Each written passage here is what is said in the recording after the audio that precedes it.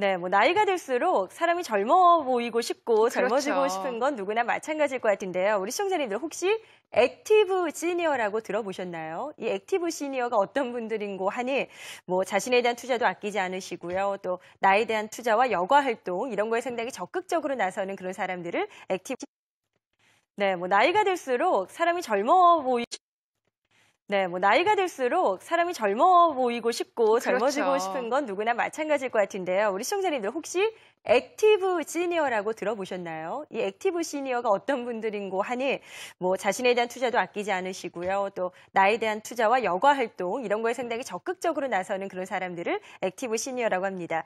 요즘 이 시장도 점차 커지고 있다고 해요. 네, 그렇습니다. 이 액티브 시니어들은 뭐 해외 배낭여행이라든지 아니면 해외 직구, 온라인 쇼핑까지 네. 그 영향력을 좀 과시하면서 새로운 블루심으로 주목받고 있다고 하는데 오늘 관련해서 좀 이야기를 들어보도록 하죠. 네. 오늘 소셜 컨설팅 그룹의 고영 대표 자리해 주셨습니다. 어서 오세요. 안녕하세요. 네, 안녕하세요. 네. 반갑습니다. 최근에 우리나라에서도 보면 노령화가 지속이 네. 되고 있고 노인 인구 급증 그렇죠. 추세가 좀 이어지고 맞아요. 있는데 사실 다른 연령층에 비해서도 이 증가 속도가 굉장히 좀 네. 빨라지고 있는 게 현실인데 그렇다면 이 초고령 실버 시장 규모는 지금 어느 정도나 되는 겁니까? 지금 이게 이제 증가 속도가 매우 빨라서 연평균 한 15% 이상씩 성장을 하고 있거든요. 네. 그래서 이제 이 산업 자체를 고령 친화 산업이라고 아예 일컫습니다. 예, 예. 사실 한국보건산업진흥원에서 이제 발표 자료를 냈는데 2015년에 네. 그 고령 친화 산업이 이제 크게 8가지 산업으로 분류가 되고요. 의약품, 의료기기, 식품, 화장품, 그리고 고령 친화 용품, 그러니까 생활용품이죠. 그리고 요양, 주거, 여가. 재밌는 거는 이제 지난해 한 40조 원 가까이 39조 한 3천억 정도까지 성장을 했고요. 네. 이게 2012년 대비 43%가 성장한 상태고요. 더 예. 재밌는 거는 그래요. 2020년이 되면 한 72조 정도 성장을 할 거라고 바라보고 있습니다. 네. 근데 재밌는 건 이제 코바코에서 발표한 자료가 있는데 예. 이게 액티브 시니어에서 액티브란 단어가 정말 중요한데 그러네요. 활동성을 의미하기 때문에 금방 말씀하셨던 것처럼 4명 중에 한 분 이상이 해외여행을 다녀왔고 예. 네. 실제 67%가 그러니까 네. 절반이 넘는 수가 외모를 가꾸고 싶다. 아. 라고 의향을 밝혔고요. 예. 그리고 더 중요한 거는 이제 3분의 1 정도에 해당되는 분들이 스마트 기기를 20% 정도가 바꾸고 싶다. 예. 이렇게 이제 적극적으로 의향을 밝히면서 네네. 중요한 소비 시장이 됐고 현재는 뭐 한 인구의 5분의 1 정도가 노년층인데 2040년쯤 되면 이제 3분의 1이 노년층으로 성장할 거로 예상을 하고 있습니다. 지금 네네. 초고령 세대가 얼마나 늘어날지에 대해서는 사실 의구심을 들 수가 없는 것 그렇죠. 같아요. 이렇게 그렇죠. 숫자로 그렇죠. 나오고 있으니까. 맞습니다. 그런데 실버 시장 분야도 사실 뭐 여러 가지잖아요. 맞습니다. 최근에는 어디 쪽이 좀 각광받고 있어요? 근데 이제 중요한 질문인데 예. 8개 산업에서 이제 좀 더 세분화시키면 이제 네. 시장 세그멘트 하는 게 정말 중요하거든요. 네. 마케팅에서. 네. 한 20여 개 정도로 정리가 되고요. 이때 중요한 키워드는 이제 신체, 그리고 인지, 그리고 감성이에요. 네. 그래서 이제 나이가 드실수록 사실 활동성의 측면에서 고민이 많고, 그다음에 이제 뭔가를 판단하고 분석하는데 고민이 많고, 그리고 감정적으로 제가 홀로 되기 때문에, 그럴 수 있죠. 아니면 활동 네. 범위가 줄어들기 때문에 정서적 유대감도 중요하거든요. 네. 그런 측면에서 이제 디지털 에이징이나 아니면 IoT나 그리고 금융 서비스나 그리고 뭐 여행과 법률, 헬스케어가 합힌 비금융 서비스나 그리고 당연히 이제 주거 환경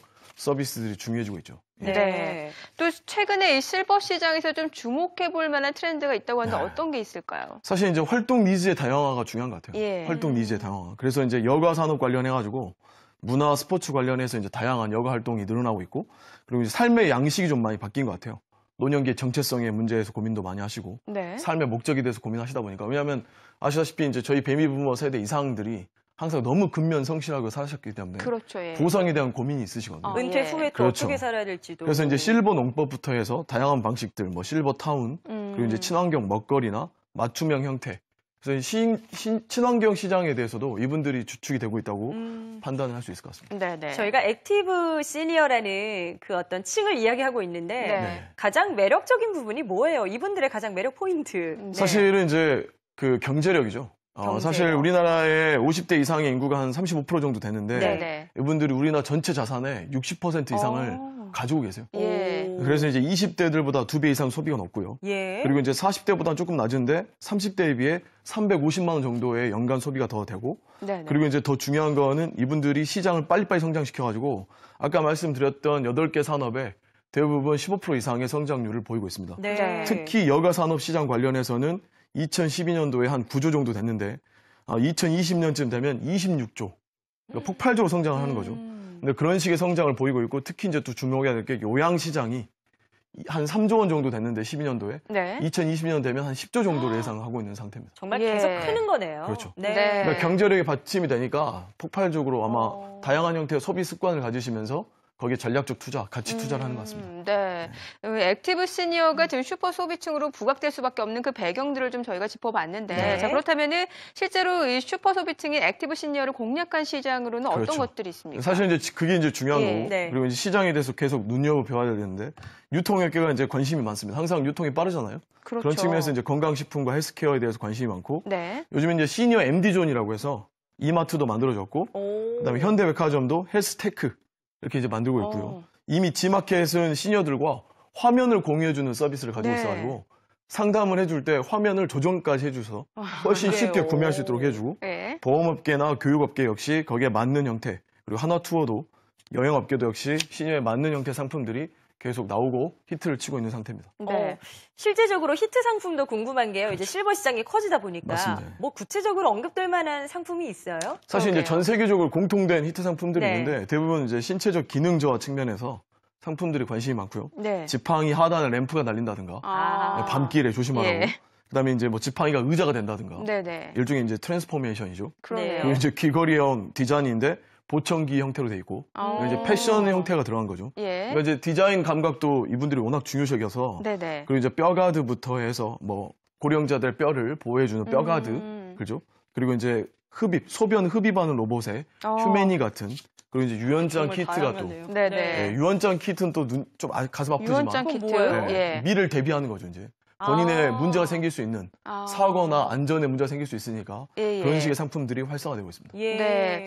참 정말 히트 아이템들이 굉장히 생각보다 네. 많다라는 점도 저희가 좀 네. 눈으로 확인을 해본 것 같은데, 자 그러면 이 실버 시장에 진입한 기업들 중에서 좀 성장이 유망한 기업들 어떤 것들이 있을까요? 사실 이제 지금 이게 이제 광고로 많이 나타나거든요. 그 왜 회사에서는 항상 트렌드를 보게 되면 예. 거기에 맞게 전략적 상품을 만들고 네네. 광고를 빠르게 맞추는데 그때 중요한 게 이제 보면 요실금 전용 상품이죠. 아 디펜드라고. 요즘 네. 광고 많이 하죠. 후보가 같이 예. 그렇죠, 나오셔서 맞습니다. 하던데. 유한 킴벌리가 이제 빠르게 성장하고 있고 37.5%나 1년 만에 성장을 했고요. 어. 그리고 이제 그 관절 관련된 의약품이 많이 쏟아지는데 네. 셀트리온의 램시바 역시 28%가 성장을 한 케이스고요. 네. 그리고 이제 이와 관련해서 화장품 제품이나 천연 친환경 제품도 빠르게 성장을 하고 있는 상태입니다. 네. 아, 지금 실버 시장 뭐 앞으로 변화가 어떨까요? 뭐 계속 이렇게 성장 쪽으로 우리 시청자분들이 예상을 하시면 되는 건지. 맞습니다. 네. 확실한 것 같고요. 보건복지부도 거기에 맞게 이제 정책적 그 입안을 하고 있는데 건강관리 시장이 이제 1순위고요. 예. 그 다음이 좀 눈여겨봐야 되는 게 일상활동 도우미. 네. 그러니까 이제 활동성 측면에서 아. 그리고 이제 의료, 요양시설, 그리고 주택, 문화, 여가 쪽으로 눈여겨보셔야 되고 특히 일본이 항상 앞서 있는데 미니멀리즘이 커지거든요. 네. 이제 개인 맞춤형, 그렇죠. 작아지는 거, 예. 들기 편하고 휴대하기 쉽고 네네. 그래서 미니멀리즘에 좀 관심을 가지셔야 되고 진짜 중요한 건 중국 시장이죠. 중국. 중국 시장이 30년 뒤면 네. 60세의 인구가 5억입니다. 5억. 그러니까 한국의 인구의 10배죠, 10배. 근데 그 정도로 실버 시장이 커질 거기 때문에 중국에 대해서도 관심을 가지시고 중국과 관련된 시장 분석과 함께 전략적 투자나 네, 관심을 네. 좀 갖고 선행 준비를 해야 될 것 같습니다. 네, 알겠습니다. 최근에 슈퍼소비층으로 급부상하고 있는 액티브 시니어가 앞으로 어떤 식으로 또 산업에 영향을 미칠지까지 저희가 좀 이야기 나눠봤습니다. 오늘 소셜 컨설팅 그룹의 고영 대표였습니다. 오늘 말씀 고맙습니다. 감사합니다. 감사합니다.